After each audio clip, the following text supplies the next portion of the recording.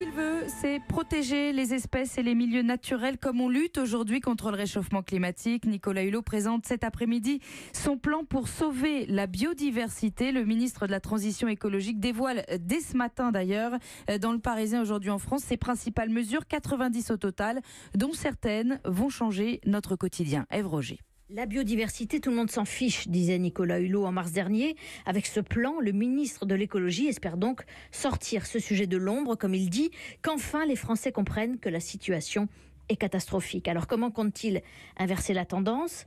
D'abord en réaffirmant son objectif de zéro artificialisation nette des sols, une formule compliquée pour dire simplement que si l'on construit ici un centre commercial, un bâtiment ou une infrastructure, eh bien dans le même temps, il faudra rendre à la nature l'espace équivalent.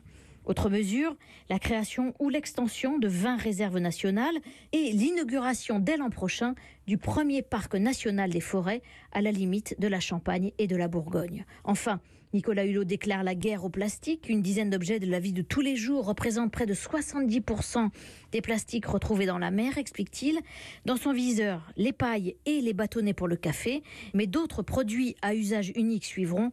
Objectif, zéro plastique rejeté dans les océans d'ici 2025. Ève Roger, chef du service Société d'Europe 1.